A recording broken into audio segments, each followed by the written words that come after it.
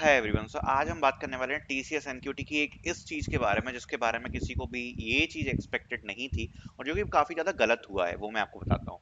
सो TCS NQT के अभी जो पेपर हुए, मेरे को 2 शिफ्ट की इंफॉर्मेशन है, ठीक है।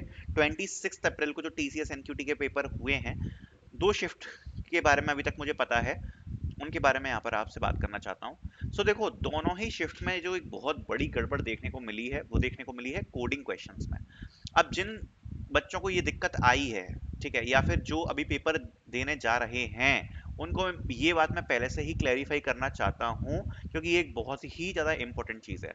अब कोडिंग क्वेश्चन में क्या हुआ है कि जो क्वेश्चंस रिसीव हुए थे, ठीक है, क्वेश्चंस रिसीव हुए थे, जो 2 क्वेश्चंस रिसीव हो रहे हैं, सबसे बड़ी प्रॉब्लम ये है कि उन क्वेश्चंस को काफी ज्यादा पुअरली डिजाइन किया है। कैसे किया है? बहुत ही ज्यादा पुअरली डिजाइन किया है।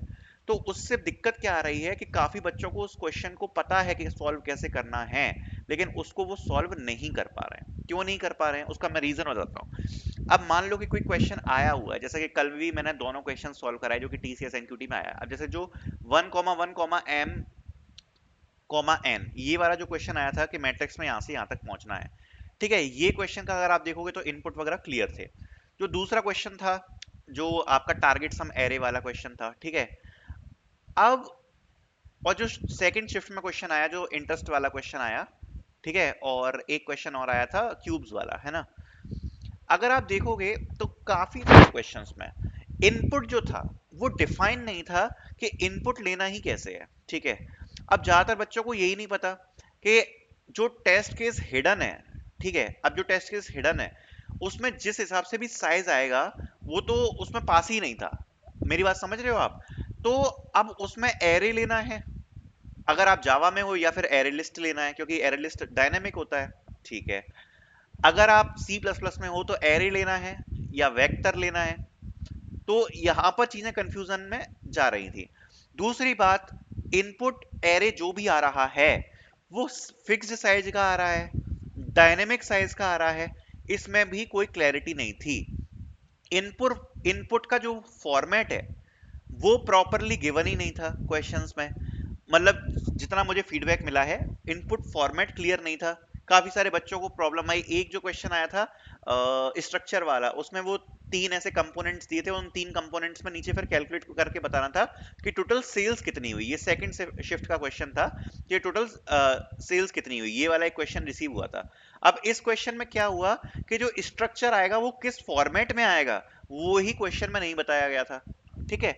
सो ये सब प्रॉब्लम्स यहाँ पर काफी सारी फेस हुई हैं, जो कि टीसीएस एनक्यूटी से एक्सपेक्टेड नहीं था, जो कि काफी गलत है। काफी पुअरली क्वेश्चंस को डिजाइन किया गया है। लेकिन यहाँ पर मैं एक चीज बताना चाहूंगा, अगर आपका पेपर आने वाला है, आप क्या कर सकते हो। देखो, अगर आपका पेपर आ रहा है, अब इस चक्कर में क्या हुआ, काफी सारे बच्चों के टेस्ट केस फेल हुए। टेस्ट केस फेल हुए इनपुट्स के चक्कर में, ठीक है, टेस्ट केस काफी सारे बच्चों के फेल हो गए। आपको क्या करना है, देखो, इसमें ग्रेस मार्किंग की ऑब्वियसली बात आएगी, क्योंकि इस टाइप के क्वेश्चंस में जो कि पुअरली डिजाइन है, उसमें ग्रेस मार्क्स की जरूर बात इसमें आगे आएगी, वो तो ठीक है। लेकिन अगर आप पेपर देने जाते हो, आपको ऐसी कोई चीज मिलती है, दो चीज ध्यान ध्यान रखने के लिए मैं कहूंगा। अगर कोई भी फॉर्मेट गिवन नहीं है, कोई भी फॉर्मेट गिवन नहीं है, आप ध्यान दो, उसका राइट कोड लिखने पे भले ही टेस्ट केस फेल हो जाए, आप अपनी तरफ से राइट कोड लिखो। आपको जो लग रहा है कि ये राइट कोड इसका होगा, आप अपना राइट कोड लिखो, भले ही टेस्ट केस फेल हो जाए। दूसरी चीज एक और बताना चाहूंगा, अगर फॉर्मेट गिवन नहीं है इनपुट का, आपको नहीं समझ में आ रहा कि इसमें इनपुट फॉर्मेट में क्या होगा, आप जैसे सी प्लस प्लस है, सो उसमें आप एरे यूज मत करो, ठीक है, गड़बड़ हो सकती है। वेक्टर यूज करना।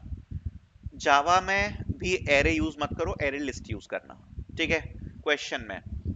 क्योंकि काफी ज्यादा प्रॉब्लम यहाँ पे क्रिएट हो रही है, क्योंकि डायनेमिक साइज और फिक्स साइज में प्रॉब्लम कुछ आ रही है, ठीक है। सो दो चीजें आपको जो दिमाग में रखनी है, एक तो राइट कोड लिख के छोड़ दो भले ही टेस्ट केस फेल हो रहे हैं, दूसरा फॉर्मेट डायनेमिक क्रिएट करके जाओ, ठीक है। इसके अलावा आप कुछ नहीं कर सकते हो। बाकी ये काफी गलत चीज है और जो कि नहीं होना चाहिए थी, लेकिन अब जो हो रहा है वो सबके साथ ही होगा उस क्वेश्चन में। सो आपको उस चीज की टेंशन नहीं लेनी है, ठीक है। सो यही चीज मुझे इन्फॉर्म करनी थी। Thank you so much for watching.